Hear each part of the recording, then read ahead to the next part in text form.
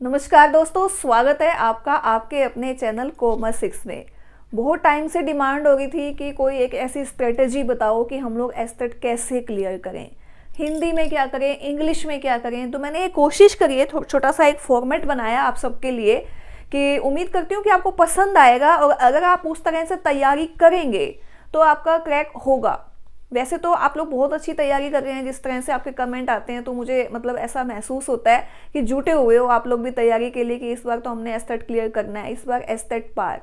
तो चलिए छोटी सी स्ट्रेटेजी जो मतलब कि मेरे हिसाब से होनी चाहिए और आपको अगर अच्छी लगे तो आप भी उसको फॉलो कीजिए। देखिए, सबसे पहले तो साइकोलॉजी जो हमारा सबसे पहला जो स्टेप है, 30 मार्क्स की हमारी साइकोलॉजी आती है। बुक के लिए बहुत बार आ रहा है कि भी साइकोलॉजी की हम कौन सी बुक पढ़ें, क्योंकि नेचुरल सी बात है 30 मार्क्स कम नहीं होते। 30 मार्क्स में से इस बार जो 3 सालों से साइकोलॉजी का लेवल है उसमें हम मैक्सिमम है ना 10-11 नंबर तक ही कवर कर पा रहे हैं, उससे ज़्यादा हम लोग पहुंच ही नहीं पाते, क्योंकि काफ़ी मतलब कि डीप में जाके पूछी जाती है और हम लोग काफ़ी कंफ्यूज रहते हैं साइकोलॉजी के अंदर।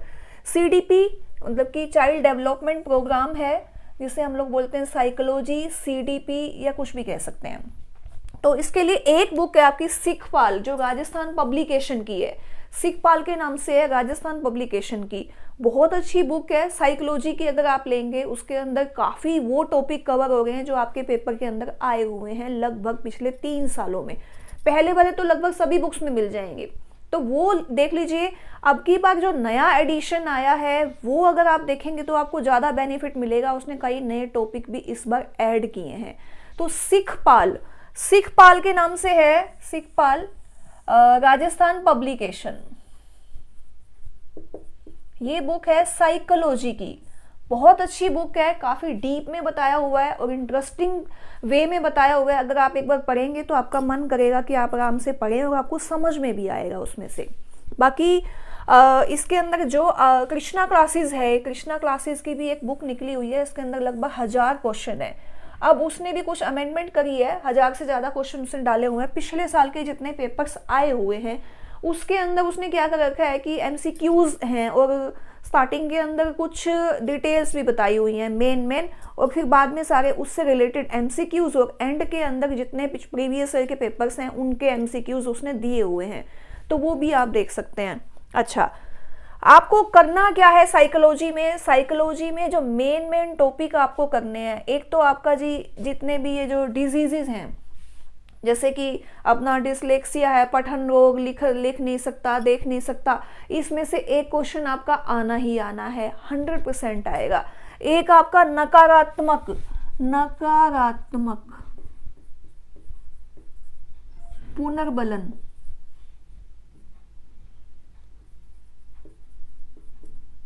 पुनर्बलन के नाम से है, ये हर बार आता है।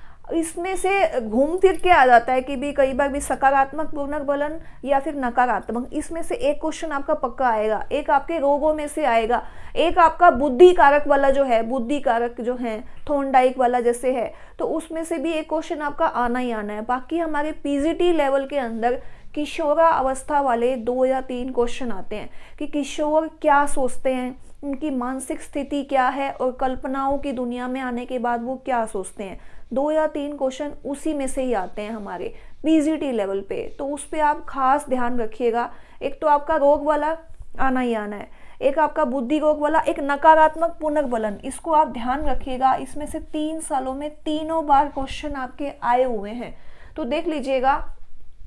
और बाकी जो पियाजे के जो संज्ञानात्मक थ्योरी है उसमें से एक क्वेश्चन आना ही आना है। और साथ के साथ एक आपका एरिक्सन का है, एरिक्सन वाली थ्योरी में से भी एक क्वेश्चन आपका 100% आएगा। एरिक्सन की थ्योरी और आपकी इसके अंदर पुनर्बलन का हो गया, इसमें से क्वेश्चन आने ही आने। और एक मोटिवेशन थ्योरी वाला भी है, उसमें से भी देख लीजिएगा। और प्याजे वाला, प्याजे में से 1 या 2 क्वेश्चन आते हैं, 2 क्वेश्चन मान के चलो कि प्याजे वाली थ्योरी में से आएंगे ही आएंगे। ठीक है, ये आपने ध्यान रखना है। और बुक आप ये वाली लेंगे ना तो अभी हमारे पास 20 से 22 दिन है। 20 से 22 दिन में अगर आप एक टॉपिक डेली करते हो ना तो आपके लगभग कवर हो जाएंगे सारे टॉपिक। ठीक है, अब आप आ जाओ हिंदी में। हिंदी के अंदर अगर मैं बुक की बात करूं, आप कोई भी बुक ले सकते हो। अगर आपके पास 8th क्लास की, 7th और 8th की हिंदी की बुक है तो बहुत बढ़िया, उसमें से ही हमारे क्वेश्चन कवर हो जाएंगे। हमने क्या करना है, इसके अंदर हिंदी के लिए अलग से बुक लेने की जरूरत नहीं है। हिंदी जो है ना सबसे ज़्यादा टफ लेवल की आती है हिंदी। आप कोई भी 3-4 सालों के पेपर उठा के देखो, बहुत ज़्यादा। इवन हिंदी के जो स्पेशलिस्ट है ना, वो भी जो सॉल्यूशन देते हैं ना, उसमें भी बहुत डाउट होते हैं। आपने अगर सॉल्यूशन देखा हो हिंदी के अंदर लगभग 2 या 3 क्वेश्चन का, तो उनको खुद को भी डाउट होता है जो हिंदी के स्पेशलिस्ट हैं कि क्या रहेगा इसका, ऑप्शन ऐसे ऐसे होते हैं। तो इसके अंदर एक तो संधि, संधि में से 2 क्वेश्चन आते हैं आपके लगभग अलंकार और एक संयुक्त जो अक्षर हैं इनमें, इनको थोड़ा सा ज्यादा ध्यान देना है आपने कि संधि में से 2-3 क्वेश्चन आ जाते हैं आपके, संयुक्त अक्षर में से भी कि इसमें इस अक्षर का क्या बनेगा, कौन सा ये नहीं है, और दूसरा अलंकार, अलंकार में से भी क्वेश्चन आना ही आना है। तो 7th 8th क्लास की जो आपकी ग्रामर की बुक है उसको मत छोड़िएगा, उसमें से आएगा। एक जो अनेकार्थक वाला जो है वो भी आ जाता है कई बार। फिर आ गया जी आपका इंग्लिश। इंग्लिश के लिए भी वही है, 7th 8th की बुक आपके लिए एडिक्वेट रहेगी।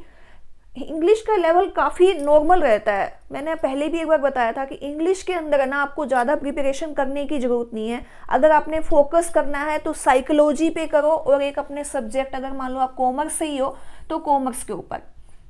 इसमें क्योंकि जो साइकोलॉजी है वो हमारी टफ लेवल की है, और हमारा जो कॉमर्स, जो हमारा खुद का सब्जेक्ट है जिसकी तैयारी में हम लोग जुटे रहते हैं, उसमें भी हम लोगों के मार्क्स इतने ज़्यादा नहीं आ पाते, क्योंकि हमारे जो क्वेश्चन है घूम फिर के तो आ रहे हैं लेकिन जो लेवल है काफ़ी हाई है। तो इंग्लिश के अंदर नरेशन में से लगभग 2 क्वेश्चन आ रहे हैं, प्रेपोजिशन आनी है, और एक आपका जीरेंड वाला, जीरेंड और जो आपका प्रेजेंट पार्टिसिपेट और पास्ट पार्टिसिपेट, इसमें से क्वेश्चन एक पक्का है आपका। कोई भी फॉर्म बता देगा, फिर ये पूछेगा कि ये पार्टिसिपेट है या फिर आपका प्रेजेंट टेंस है या फिर आपका जीरेंड है या फिर आपका प्रेजेंट पार्टिसिपेट है। तो उसमें आपने ध्यान रखना है कि जीरेंड है या फिर प्रेजेंट पार्टिसिपेट। जीरेंड वाला जो चैप्टर है ना आपका, वो आपका, इसमें आप ध्यान रखना, हर बार क्वेश्चन आया हुआ है, हर बार जीरेंड का। एक्टिव पैसिव 8th लेवल पे जो जितनी भी है ना 8th की ग्रामर में बहुत डिटेल में दिया हुआ है। 7th और 8th में जो नरेशन है, जो डायरेक्ट स्पीच और इनडायरेक्ट स्पीच, कई बार तो 2 क्वेश्चन आ जाते हैं इसमें से, ध्यान रखिएगा। और प्रेपोजिशन, इनमें से एक टेंस में से भी आ जाता है, रेक्टिफाई करना कि मान लो कोई फॉर्म है वो गलत दे दी, भी प्रेजेंट के स्टार्टिंग में है और बीच में पास्ट में दे रखा है, या बीच में पास्ट में स्टार्टिंग में फ्यूचर में दे रखा है, तो वो कौन सा टेंस सही है कौन सा गलत है वो हमें देखना होता है इंग्लिश में। फिर आगे हम हरियाणा की, जो हमारी हरियाणा जी के है वो, उसके लिए भी कुछ लेटेस्ट बुक तो आई हुई हैं, काफ़ी अमेंडमेंट भी हुई हैं। और अब जो हमें एक बेनिफिट इसका सबसे ज़्यादा मिल गया है कि जो ग्राम सचिव का जो एग्ज़ाम है वो हो रहा है, अभी 25-26 को होना था, वो भी अब एक्सटेंड हो गया है और 9 या 10 तारीख को है ग्राम सचिव का एग्ज़ाम। तो उसका हमें बेनिफिट मिलेगा कि उसमें हरियाणा जीके की बहुत सारी वीडियोस आ रही हैं, बहुत जो एक्सपर्ट हैं वो अपने अपने लाइव सेशन दे रहे हैं। तो हरियाणा जीके की हमें अलग से तैयारी करने की जरूरत नहीं है, उसका हम लोग बेनिफिट उठा सकते हैं, क्योंकि ग्राम सचिव के अंदर जो लेटेस्ट अपडेट वाली वीडियोस आ रही हैं उनको हम देख के कवर कर सकते हैं। बाकी हरियाणा जीके की जो भी आपके पास बुक है वो आप देखिए। क्वेश्चन जो मेन हर बार आते हैं, एक तो आपका सेंसस का, जनसंख्या का जो क्वेश्चन है आपका, जनसंख्या में से एक आना ही आना है कि पिछले साल की वृद्धि दर कितनी थी, या फिर साक्षरता दर में से आ जाता है सबसे ज़्यादा साक्षरता दर किस में है, रेवाड़ी में है या फिर आपकी कहाँ है, वो आपको पता ही है कितनी है हमारी पूरे हरियाणा की, और कहाँ सबसे ज़्यादा है कहाँ सबसे कम है, या पिछले साल कितनी वृद्धि रही, पिछली बार भी यही क्वेश्चन आया हुआ था। तो जनसंख्या में से एक क्वेश्चन आपका पक्का है। एक आपके ये कालेसर और सुल्तानपुर पक्षी विहार, इसमें से क्वेश्चन हर बार घूम फिर के आए हुए हैं, पिछले 3 क्या आप कई सालों के पेपर देख सकते, हरियाणा जीके तो खैर 3 साल से ही आई है, तो उसमें आप देख सकते हो कि कलेसर वाला जो यमुनानगर में है और सुल्तानपुर पक्षी विहार जो गुड़गांव के अंदर सुल्तानपुर में ही है, उसमें से एक क्वेश्चन आपका आना ही आना है 100%। नहीं तो जितने भी उद्यान है ना बाकी के, वो भी आप लोग देख लीजिएगा कि जितने भी पर्यटन स्थल और हमारे जो उद्यान है उनमें से एक क्वेश्चन आएगा, लगभग तो इनमें से ही आ जाता है, कालेसर और सुल्तानपुर, तीनों के तीनों साल में से क्वेश्चन आया हुआ है। और एक हमारा कि हमारे जो प्रसिद्ध हैं, जैसे कि लौह पुरुष कौन थे, विकास जो पुरुष हैं वो कौन है, इसमें जो एक खास शख्सियत के बारे में एक क्वेश्चन आता है हमारा लगभग। कभी तो शनो देवी के बारे में आ जाता है, कभी राज्यपाल के बारे में, कौन सबसे ज़्यादा लंबे टाइम तक रहे, तो वो ध्यान रखिएगा कि उसमें से जो एक इम्पोर्टेंट जो है ना पर्सन से रिलेटेड आएगा ही आएगा, ये ध्यान रखिएगा। फिर आगे जी हम लोग मैथ के अंदर भी 4 या 5 टॉपिक है ना, ये पक्के आ रहे हैं आपके तीनों साल के, हर बार वही टॉपिक है, घूम फिर के स्टेटमेंट चेंज की हुई है। रेशो वाला, रेशो के अंदर में से क्वेश्चन हर बार आया हुआ है, प्रॉफिट एंड लॉस में से हर बार आया हुआ है, हर बार प्रॉफिट एंड लॉस को घुमा फिरा के हमेशा दिया हुआ है, इतने % में ये है लाभ हानि वाला क्वेश्चन, हर बार आप इसको ध्यान से कीजिएगा।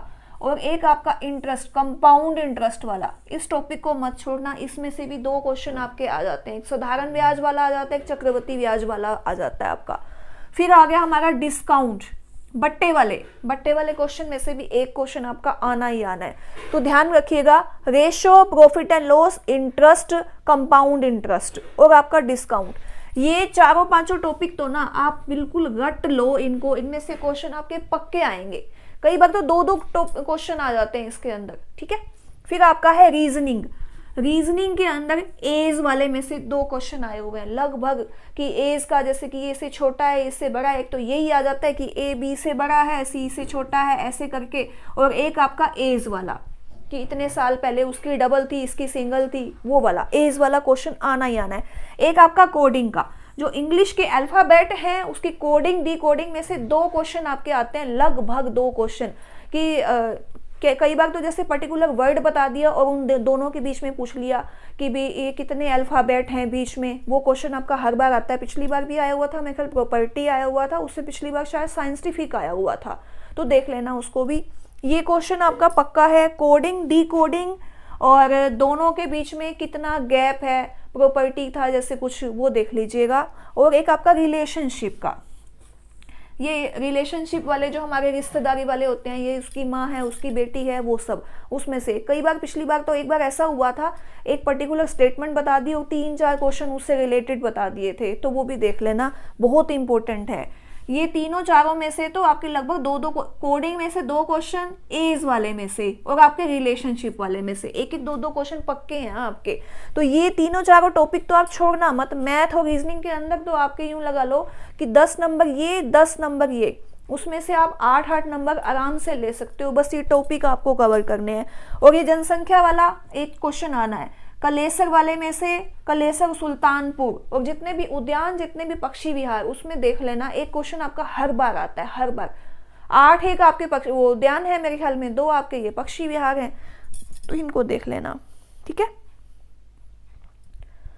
बुक तो इसमें तो स्पेशली कोई बुक लेने की तो जरूरत है नहीं, कोई भी आप अगर एस्टेट की तैयारी करें कोई भी बुक ले रखे चल जाएगी। साइकोलॉजी के लिए मैंने बता दिया है कि जितने भी हमने बुक्स आज तक देखी हैं डिटेल में कोई भी नहीं है, इसके अंदर स्पेशली साइकोलॉजी का पूरा डिटेल में दिया हुआ है, सिखपाल राजस्थान पब्लिकेशन, ध्यान रखिएगा, बहुत इंपॉर्टेंट है, बहुत अच्छे कंसेप्ट दिए हुए हैं, इसको आप ध्यान रखना। अच्छा, अब मैं आपको कॉमर्स के बता रही हूँ जो टॉपिक हमने मेन करने हैं और लगभग क्वेश्चन इसमें से आए हुए हैं आपके। देखिए, +1 की अकाउंट्स बेसिक है, स्टार्टिंग से कर रहे हैं। जब हमने कॉमर्स ली थी ना तो रटवा के हमारे टीचर्स ने भी हमें जर्नल एंट्री बहुत अच्छे से करवाई थी, आपको भी करवाई होगी। जर्नल एंट्री में से क्वेश्चन घूम फिर के आएगा, 100% एक क्वेश्चन आपका जर्नल एंट्री में से आया ही हुआ है हर बार। तो बाकी मेरी तो एक मतलब कोशिश है, मैंने तो पिछले जितने भी प्रीवियस ईयर के एग्जाम हैं उसको देख के एनालाइज किया है और उम्मीद करते हैं कि अगला पेपर भी आपका ऐसा ही आएगा। तो अब तैयारी तो हम लोग कर रहे हैं उसी हिसाब से कि प्रीवियस पेपर के हिसाब से कि क्या जो टॉपिक के ऊपर ज़्यादा कंसंट्रेशन इसलिए किया जा रहा है कि उसमें से क्वेश्चन आए हुए हैं। तो देखिए, जर्नल एंट्री अच्छे से कर लेना, खास तौर पे loss by theft, loss by fire, इनमें से ज़्यादा क्वेश्चन आए हुए हैं आपके, तो देख लेना। एक आपका क्रेडिट सेल वाला कि हम लोग अगर क्रेडिट पे करते हैं या डिस्काउंट पे करते हैं, उसमें से जर्नल एंट्री जरूर आती है आपकी। तो डिस्काउंट, क्रेडिट और loss by fire, loss by theft, loss by stolen जो भी है वो सब आप देख लेना, उसमें से आना है। एक टाइप ऑफ अकाउंट्स के अंदर रियल अकाउंट, नॉमिनल अकाउंट और आपका पर्सनल अकाउंट, इसमें से क्वेश्चन घूम फिर के आ जाएगा, तो ध्यान रखना। एक आपका डेप्रीसिएशन, बिल ऑफ एक्सचेंज और रिकंसिलेशन। रिकंसिलेशन मैंने करा दिया है, टाइप ऑफ अकाउंट मैंने करा दिया है, जर्नल एंट्रीज भी मैंने करा दी है। टाइप ऑफ अकाउंट का मेरा एस्टेट की सीरीज में तो ज़्यादा डिटेल में नहीं है, एक मैंने वीडियो बनाई हुई है, मेरी वीडियो देख लेना, उसमें अकाउंट से रिलेटेड है, उसमें मैंने बहुत अच्छे से डिटेल में टाइप ऑफ अकाउंट का बताया हुआ है। अगर मैं इस बार वाली वीडियो के अंदर उसका लिंक भी डाल दूंगी, तो आप लोग उसको देख लीजिएगा, टाइप ऑफ अकाउंट, तो आपको बिल्कुल अच्छे से क्लियर हो जाएगा वो। ठीक है, टाइप ऑफ अकाउंट इंपॉर्टेंट है बहुत ज़्यादा। बिल ऑफ एक्सचेंज और डेप्रीसिएशन हमारे छोटे छोटे 2 टॉपिक रहते हैं, वो मैं आपको कराऊंगी अभी 2-3 दिन के अंदर, तो वो आपके कवर हो जाएंगे। रिकंसिलेशन आपका हो गया होगा, जो जितना क्वेश्चन आने के चांसेस हैं, जिस तरह से मैंने घुमा फिरा के डेबिट बैलेंस, क्रेडिट बैलेंस, क्या ऐड है क्या माइनस है, सारा कर लिया है, आप उसकी भी वीडियो देख लीजिएगा। प्लेलिस्ट मैंने बना रखी है अपनी, काफ़ी ये भी डिमांड आ रही थी कि मैडम आप प्ले लिस्ट बनाओ कि हम लोगों को दिक्कत आ रही है। लगभग मेरी 36 से 37 वीडियोज़ हैं जो हमने एस्टेट की तैयारी के लिए बनाई थी।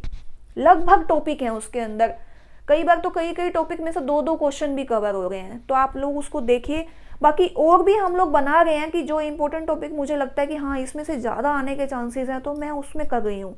बाकी लगता है कि कुछ ऐसे बिल्कुल छोटे टॉपिक हैं, वो हम लोग MCQs में भी कवर कर रहे हैं उसको, तो आपको दिक्कत नहीं आएगी। वो वीडियोस आप देखिए, और MCQs की भी मैंने प्लेलिस्ट बना रखी है, उसमें लगभग मेरे 6 से 7 MCQs की सीरीज़ हैं, जिसके अंदर 10-10, 12-12 क्वेश्चन हैं, और उनको पूरा डिटेल में बताया हुआ है कि एक क्वेश्चन में लगभग 2-3 क्वेश्चन आपके कवर हो रहे हैं, तो देखिएगा उसको भी आप। फिर है जी आपका ट्रायल बैलेंस। ट्रायल बैलेंस में से एक क्वेश्चन आना है आपका, या ये भी आ सकता है कि type of error, error of omission, error of commission, error of principle, तीनों में से कोई भी आ सकता है, हर बार आया हुआ है ये भी ट्रायल बैलेंस का। फिर है जी मैनेजमेंट का, ये +1 की अकाउंट से रिलेटेड जो मैंने बताया था ना, इनमें से है। फिर आपकी मैनेजमेंट की है, मैनेजमेंट थ्योरी आनी है, पीटर ड्रकर, FW टेलर, अपना ये हेनरी फ्योल, इनमें से एक क्वेश्चन आपका पक्का है, आएगा ही आएगा। मोटिवेशन थ्योरी में से कई बार तो 2 क्वेश्चन भी आए हुए हैं। पिछली बार क्या किया था इन्होंने, पिछली बार MCQs के उसमें मैचिंग का दे दिया था, सारी जितनी भी थ्योरीज हैं 4 या 5, उनको आपस में उल्टा पुल्टा करके ये बताना था कि कौन सी वाली सही है। एक्सपेक्टेशन थ्योरी थी हमारी वूम वाली, वो मेरे ख्याल में वो ठीक था, बाकी सारे उल्टे फुल्टे थे, तो वो हमें बताना था कि कौन सा ऑप्शन ठीक है। तो अगर आपको सबके राइटर के नेम और थ्योरी पता होगी तो आप कर पाओगे। मोटिवेशन थ्योरी वाली भी मेरी वीडियो है, मेरे ख्याल में 5वीं या 6ठी वीडियो है मोटिवेशन की, आई थिंक 9th वीडियो है एस्टेट की सीरीज की, तो वो देख लेना, उसमें 1 या 2 क्वेश्चन आपके क्लियर हो जाएंगे। फिर है लीडरशिप वाली थ्योरी। हाँ, लीडरशिप वाली थ्योरी हमारी रहती है, वो मैंने करवानी है आपको। तो एक तो लीडरशिप हमारा रह गया, एक डेप्रीसिएशन, एक बिल ऑफ एक्सचेंज, ये मैंने आपको करवाने हैं। लीडरशिप की थ्योरी में से एक क्वेश्चन आपका पक्का है, लगभग आया हुआ है, तो मैं वो करा दूंगी आपको। मोटिवेशन हमारा हो गया है, लीडरशिप रहती है। फिर है जी हमारा इकोनॉमिक्स। इकोनॉमिक्स के अंदर डिमांड, लॉ ऑफ डिमांड, उसके जो एक्सेप्शनल्स हैं, और शिफ्टिंग, मोटिवेशन, जो अपना मूवमेंट है, शिफ्टिंग है, वो भी मैंने आपको अच्छे से कराया है। लॉ कैसे काम करता है और कौन सी किसके अंदर वो काम नहीं करता, वो भी प्लस में मैंने आपको वो भी बताया। कॉम्प्लीमेंट जितनी भी होती हैं, जो डिमांड्स होती हैं, और आपकी क्रॉस हैं, उस पर भी किस तरह से रूल फॉलो होता है, वो भी मैंने डिटेल में बताया हुआ है। तो लॉ ऑफ डिमांड की जितनी भी थ्योरीज हैं, कब लागू होता है, कब नहीं होता, नेगेटिव क्यों जाता है, और मूवमेंट क्या है, शिफ्ट क्या है, वो अच्छे से कराया हुआ है, उनको भी आप लोग देख लीजिएगा। इसमें ही है, अपना एस्टेट सीरीज के अंदर ही है, देख लेना, उसको क्लियर हो जाएगा। कैपिटल मार्केट, मनी मार्केट, और ये सेबी और शेयर, इसमें से 2 या 3 क्वेश्चन आपके आएंगे। मैंने बताया हुआ है, मेरे ख्याल में 1st या 2nd वीडियो ही है जिसके अंदर कैपिटल मार्केट और मनी मार्केट को अच्छे से बताया है। ट्रेजरी बिल है, शेयर्स हैं, कौन सा आपका कैपिटल मार्केट का पार्ट है, कौन सा मनी मार्केट का पार्ट है, ट्रेजरी बिल क्या होते हैं, कितने दिन के लिए इशू होते हैं, वो भी, सेबी क्या करता है और सेबी क्या नहीं करता, वो सब कुछ, तो वो भी देख लीजिएगा आप। सेबी से रिलेटेड इसमें से क्वेश्चन आना ही आना है, लगभग 2 क्वेश्चन मान के चलो आप, कि कैपिटल मार्केट, शेयर मार्केट और आपका सेबी स्टॉक एक्सचेंज के जितने भी हैं, जैसे बीएसई के बारे में पूछा हुआ था कि स्टॉक एक्सचेंज कौन सा है, बॉम्बे स्टॉक एक्सचेंज है, तो ये देख लेना, स्टॉक एक्सचेंज में से क्वेश्चन आना है। फिर आपका है जी कंपनी अकाउंट की मैंने थ्योरी करा दी है, प्रैक्टिकल के क्वेश्चन मैंने इसमें कराए हैं आपके, वो देख लेना। पार्टनरशिप की मैंने थ्योरी कराई है, पार्टनरशिप के टाइप्स भी बताए हैं, और आपको अभी जितने भी एमसीक्यूज आ रहे हैं उसमें लगभग 1-2 क्वेश्चन पार्टनरशिप के प्रैक्टिकली आ रहे हैं, तो वो भी हम लोग कर रहे हैं। तो थ्योरी आप लोग देख लेना, और प्रैक्टिकल मैंने आपको साथ साथ करवाए भी हैं कुछ तो। और अगर आप और भी ज़्यादा डिटेल में देखना चाहते हैं पार्टनरशिप को, तो स्पेशली मैंने पार्टनरशिप की वीडियोज़ बनाई हुई है पहले, इसमें नहीं है एस्टेट में, सिंपली है पार्टनरशिप की, उसके अंदर प्रैक्टिकली क्वेश्चन कराए हुए हैं आपके, रिटायरमेंट के हैं, एडमिशन के हैं, वो आप लोग देख लेना।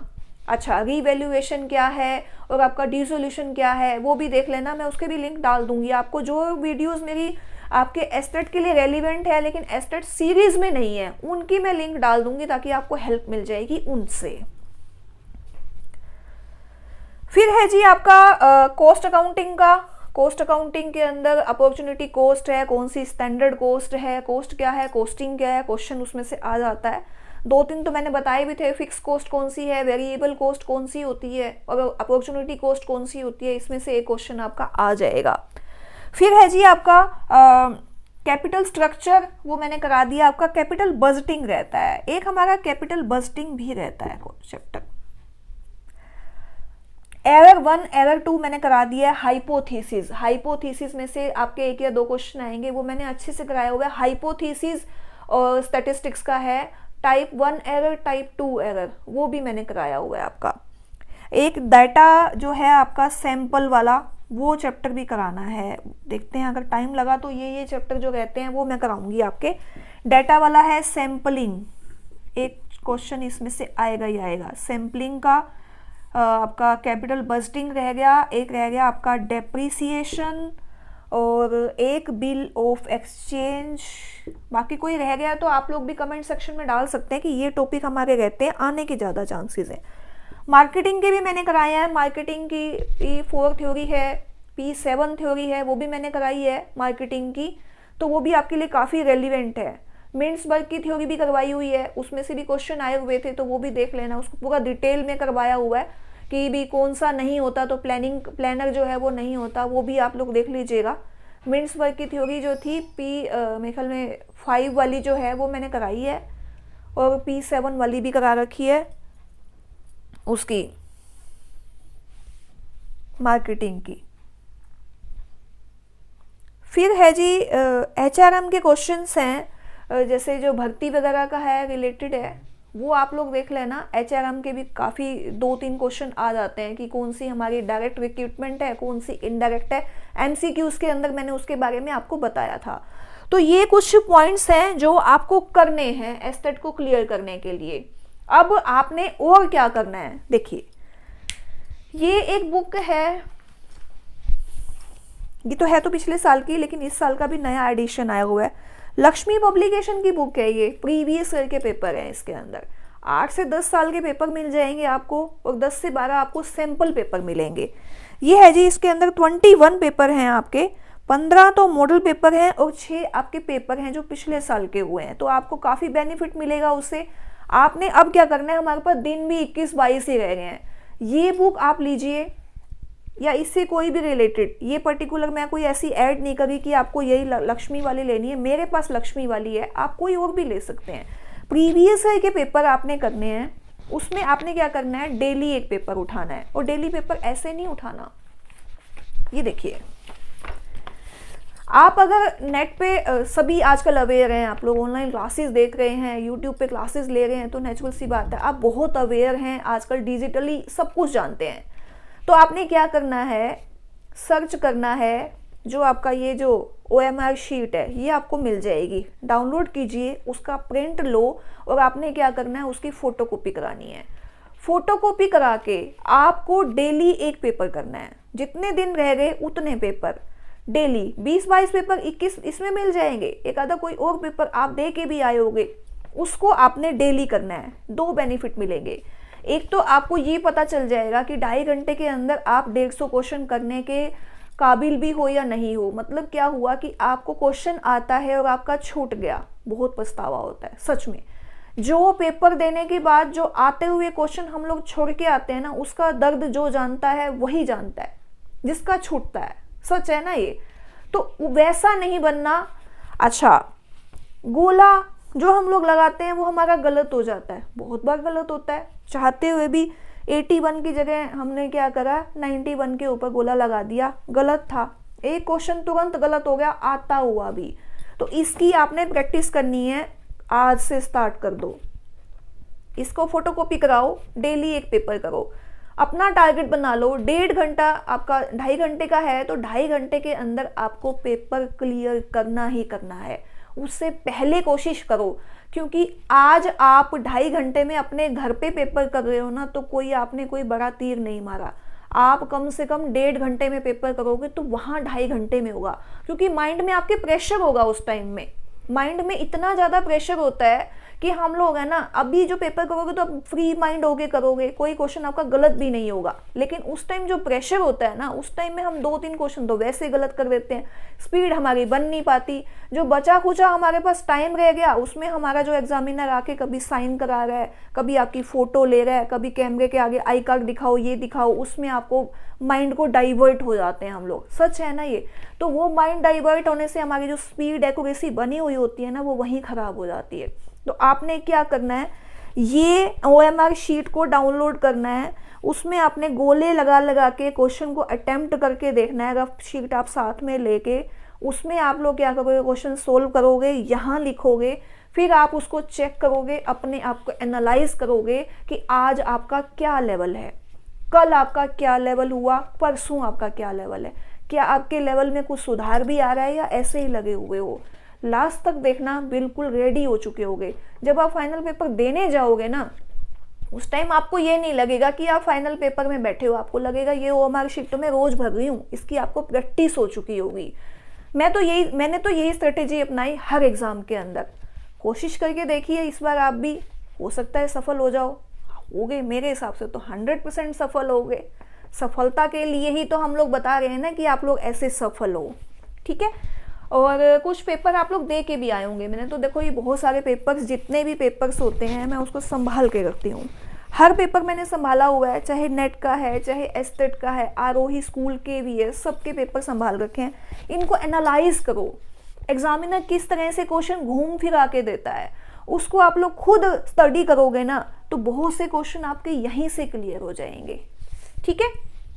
तो मिलते हैं अगली वीडियो में। जो टॉपिक हमारे रह गए हैं वो, और MCQs की जो मैंने सीरीज स्टार्ट की हुई है, उसको हम लोग कंप्लीट करेंगे। तो उम्मीद करती हूँ मेरी ये वीडियो आपको पसंद आई होगी। पसंद आई होगी तो लाइक करो, शेयर करो, कमेंट करो। और ये खाली कॉमर्स के लिए नहीं है, आप बाकी अपने जितने भी फ्रेंड्स हैं, अगर वो किसी और पर्टिकुलर सब्जेक्ट की तैयारी कर रहे हैं, तो ये पोर्शन ही तो हटाना है ना उन्होंने कॉमर्स का। बाकी सभी स्ट्रेटेजी तो वही की वही रहेगी। OMR वाली शीट वाला स्ट्रेटेजी तो वही रहेगा ना। तो आपको अपने फ्रेंड्स को भी शेयर करना है। Like, share, comments. अगर आपने अभी तक भी चैनल को सब्सक्राइब नहीं किया तो चैनल को सब्सक्राइब कीजिए। मिलते हैं अगली वीडियो में नए टॉपिक के साथ। Thank you.